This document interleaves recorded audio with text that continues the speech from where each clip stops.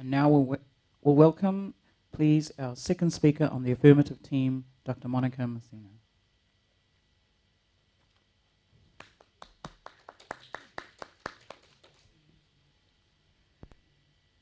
At this point, can I phone a friend?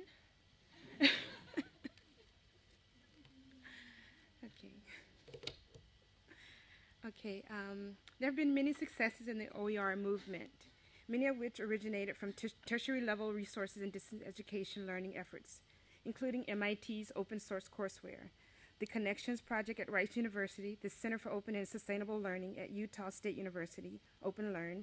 In the United Kingdom, the Center for Educational Technology at the University of Cape Town, South Africa, and many others. These initiatives may have been successful in part because they have formed a community that promotes the kind of successes, have also been attributed to the reciprocal relationship with partners they have developed and maintained who share the OER objectives and values. By creating strategic partnerships, many new learning communities have evolved to share educational innovations and pedagogical knowledge beyond the free dissemination of educational tools and resources.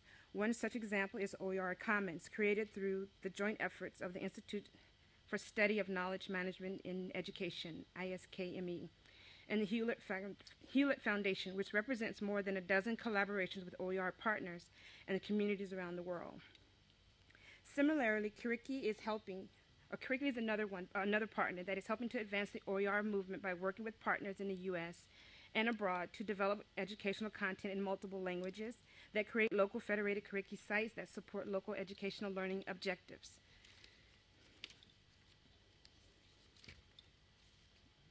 So in building a repository for open source curriculum, a comprehensive repository of learning assets is fundamental to the model. Curriki's repository supports curriculum covering a range of subject areas for primary and secondary levels in areas such as mathematics, science, social studies, language arts, languages, and technology. The repository currently features more than 17,000 content assets ranging from individual lesson plans on Romeo and Juliet to complete multimedia courses in math and science. Each asset is contributed under a Creative Commons open content license, so the content can be mixed and remixed.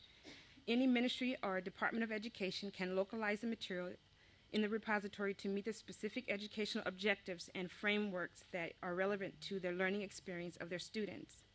Currently, the site is being translated into Spanish, French, Russian, Hindi, Bahasa, Indonesian, and Arabic. Given the open nature of the site, a review process is a central element of finding OERs. And in closing, I want to draw your attention to the fact that the opposing side has tapped into this OER movement that they oppose so much by using an OER in illustrating their points. Thank you. Thank you very much, Dr. Masino. And for our second speaker on the negative team, could I please call to the podium Ms. Elia Grant-Fraser. Good morning, ladies and gentlemen. I'm confused and have a problem of the misinformation that has been spewed out by my respectable colleagues over the last few days and this morning again. But I'm here to set the record straight. I will lift that wool from your eyes. One of the things that we have heard a lot during this week was that OERs are free. But what does free really mean in the OER movement?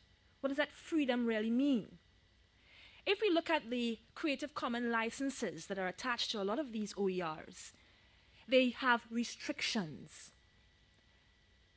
And when we talk about freedom, what were we talking about? Freedom to use, freedom to modify, and freedom to distribute.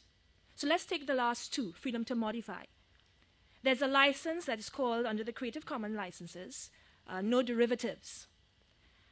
And also the freedom to distribute. There's a restriction in the Creative Commons licenses where it says non-commercial, for non-commercial use. So really, you are not really free to do as you will with these OERs. For example, if I'm a poor teacher in a small village in Trinidad and Tobago, and I would like to make some money from these OERs, I should have the freedom to do that. But this non-commercial license that is attached to repositories such as OpenLearn and MIT, I can't do that.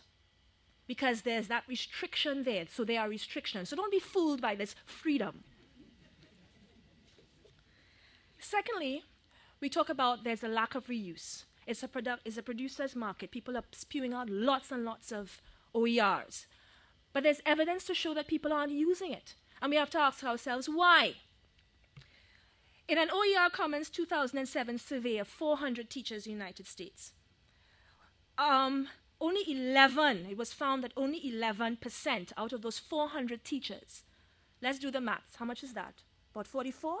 So 44 out of 400 were found to use these OERs to supplement their courses. Similarly, Connections, my friend just mentioned Connections, is a very, very popular repository.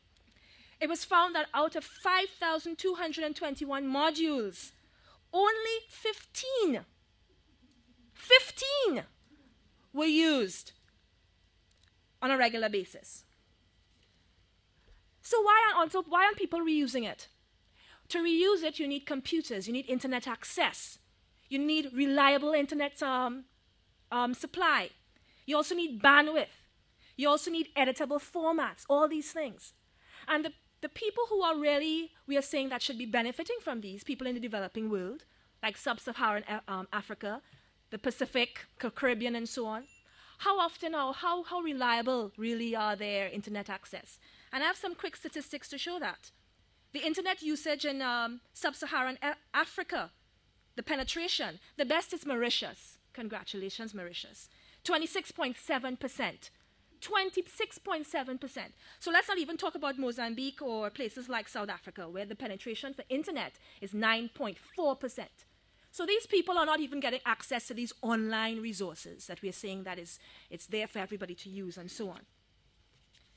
Then we're talking about also, Carl has done some research on mobile learning. And we see that in Africa, they're using a lot of cell phones and not the internet.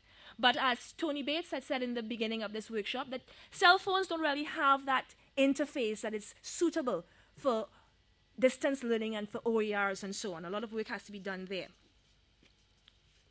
So there's a lack of reuse and a lack of access. And finally, quality.